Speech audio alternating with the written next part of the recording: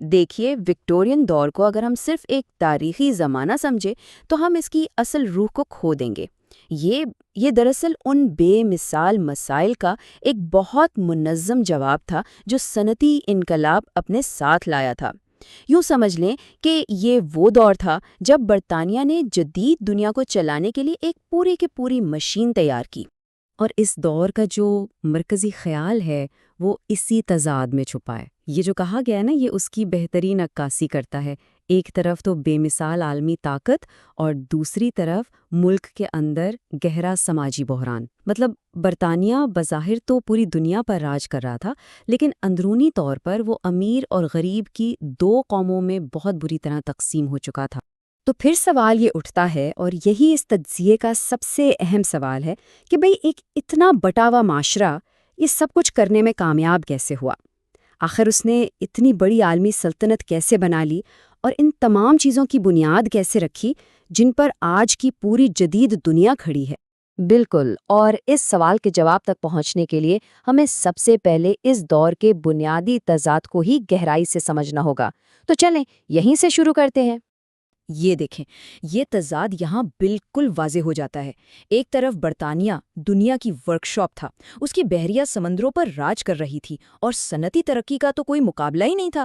لیکن دوسری طرف ملک کے اندر کے حالات بالکل مختلف تھے۔ شہر گندگی اور بیماریوں سے بھرے پڑے تھے، اور امیر و غریب کے درمیان فرق اتنا بڑھ چکا تھا کہ وہ ایک گہری کھائی بن گئی تھی۔ یہ تو ایسا ہے جیسے ایک ہی ملک کے اندر دو بالکل مختلف دنیایں آباد ہوں۔ پوچھنے والا تو پھر اگلا سوال یہی ذہن میں آتا ہے کہ اس معاشرے کو جوڑے رکھنے والی چیز آخر تھی کیا؟ وہ کون سی ایسی گوند تھی جس نے اسے اتنی بڑی تبدیلیوں کے باوجود مکمل طور پر بکھرنے سے بچائے رکھا؟ تجزیہ کار: وہ گوند دراصل ایک ثقافتی حل تھا جسے وکٹورین اتفاق رائے کہا جاتا ہے۔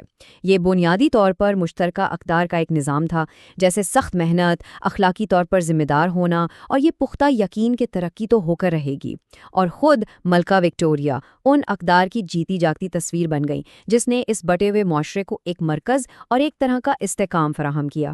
اچھا، تو اب اس معمے کے اگلے حصے کی طرف بڑھتے ہیں، یعنی وہ معاشی انجن جس میں اس پورے دور کو توانائی فراہم کی۔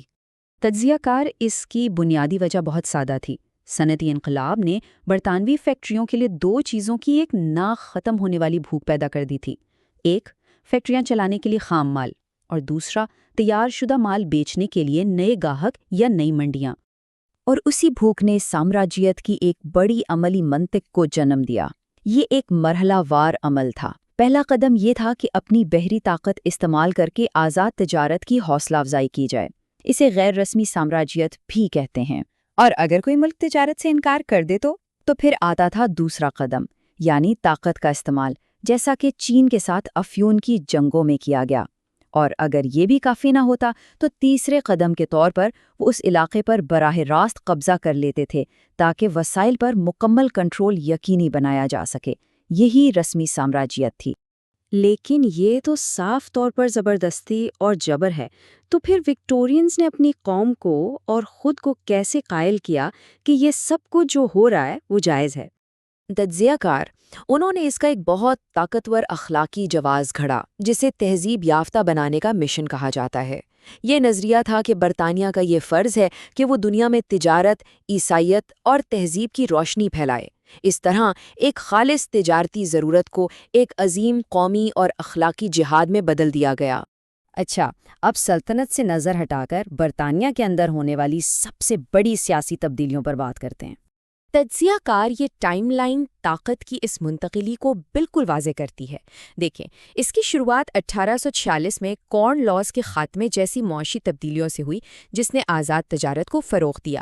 پھر 1851 کی عظیم نمائش نے برطانیہ کی صنعتی طاقت پوری دنیا کو دکھائی، اور اس بڑھتی ہوئی صنعتی طاقت کے ساتھ محنت کش طبقے کے مطالبات بھی بڑھے، جس کے نتیجے میں 1866 اور 1884 میں ووٹنگ کے بڑے اصلاحاتی قوانین منظور ہوئے اور لاکھوں عام آدمیوں کو ووٹ کا حق مل گیا۔ یعنی دباؤ اتنا بڑھ گیا تھا کہ اسے نظر انداز کرنا اب ناممکن ہو چکا تھا۔ بالکل، اور ان سیاسی اصلاحات کے پیچھے بنیادی سوچ یہی تھی۔ یہ کوئی نظریاتی تبدیلی نہیں تھی، بلکہ انقلاب کے خطرے کو ٹالنے کے لیے ایک انتہائی عملی قدم تھا۔ اشرافیہ جانتی تھی کہ اگر عوام کو حقوق نہ دیے گئے تو وہ انہیں زبردستی چھین لیں گے۔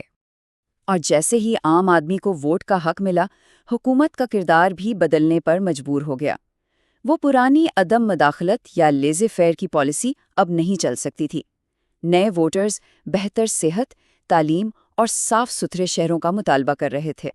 ساتھ ہی ریاست کو بھی یہ احساس ہوا کہ ایک عالمی صنعتی طاقت بننے کے لیے ایک صحت مند اور پڑھی لکھی افرادی قوت کی ضرورت ہے۔ اور یہی چیز ہمیں ہمارے آخری موضوع کی طرف لاتی ہے، یعنی اس نئی پیچیدہ دنیا کو چلانے کے لیے جدید اداروں اور انفراسٹرکچر کی تعمیر۔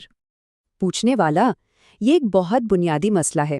پرانا نظام جہاں سرکاری نوکریاں قابلیت کے بجائے صرف خاندانی تعلقات پر ملتی تھیں، وہ بھلا اتنی بڑی عالمی سلطنت اور ایک پیچیدہ صنعتی معیشت کو کیسے سنبھال سکتا تھا؟ وہ نظام تو ناکام ہونے کے لیے ہی بنا تھا۔ تجزیہ کار اس کا حل ایک انقلابی خیال تھا، میرٹ پر مبنی نظام یا میریٹوکریسی۔ 1854 کی نارتھ کوٹ ٹریویلین رپورٹ کے بعد سول سروس میں بھرتیاں مسابقتی امتحانات کی بنیاد پر ہونے لگیں۔ اس نے ذاتی تعلقات کی جگہ پیشہ ورانہ قابلیت کو دے دیں اور ایک انتہائی مؤثر انتظامی مشینری کی بنیاد رکھی۔ تو تجزیہ کار تو جدید ریاست ان 3 ستونوں پر تعمیر کی گئی۔ ایک پیشہ ور سول سروس جو میرٹ پر چلتی تھی، دوسرا عوامی صحت کا ایک وسیع نظام کیونکہ ظاہر ہے ایک بیمار مزدور فیکٹری نہیں چلا سکتا، اور تیسرا ایک علامتی بادشاہت جس نے اصل سیاسی طاقت پارلیمنٹ کو دے دی اور خود قومی اتحاد اور خاندانی اقدار کی علامت بن گئی۔ اور دلچسپ بات یہ ہے کہ یہ تمام چیزیں آج بھی جدید ریاستوں کی بنیاد۔ بالکل، اور یہی ہمیں وکٹورین دور کے ورثے کی طرف لاتا ہے کہ ان کی بنائی ہوئی یہ مشین آج بھی ہماری دنیا کو کیسے چلا رہی ہے۔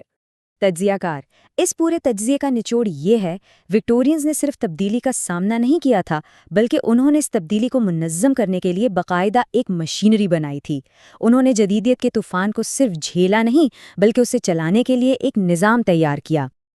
پوچھنے والا، تو آخر میں یہ سوال ہمارے لیے ہے، وکٹورینز نے اپنے دور کے تضادات کو حل کرنے کے لیے جو نظام بنائے وہ آج بھی ہماری دنیا کی بنیاد ہیں، لیکن سوچنے کی بات یہ ہے کہ آج کے دور میں ہم کون سے نئے تضادات پیدا کر رہے ہیں، چاہے وہ ٹیکنالوجی میں ہوں، ماحولیات میں یا معاشرت میں، جن سے نمٹنے کے لیے ہمیں کس قسم کی نئی مشین یا نئے نظاموں کی ضرورت پڑے گی۔